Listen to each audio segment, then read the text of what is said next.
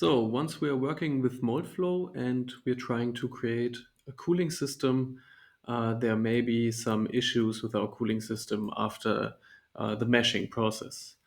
And what we usually do is go into mesh and then mesh diagnostics. And this is a very uncommon or not usually known tool within Moldflow. It's called cooling circuit.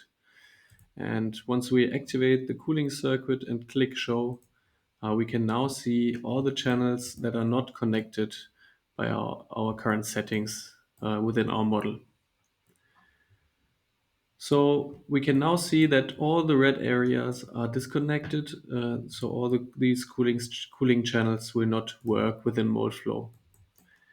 And to make sure what's the problem, we can now take a look at the channel and we can see, for example, this case, we have an outlet, but I forgot the inlet. So in this case, I can go into boundary conditions, set another cooling inlet, and I will put it here. And now we can check again with our mesh diagnostics cooling circuit. And now I can see, okay, one part of the previously red area is now blue and is now connected again. Another problem that I have in this case is there's one line, one curve that has not been meshed. So in this case, this was probably deactivated.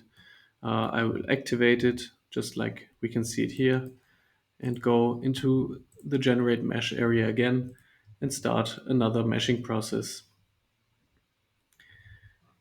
So we wait for the simulation compute manager, and once we did that, we can now click launch. And to save some time, the final cooling system will look something like this. We now have a completely meshed cooling circuit at the bottom, and by using the cooling circuit diagnostics tool, we can now see that there's no more issues. That's why we don't see any legend bar, and that's how we use this tool.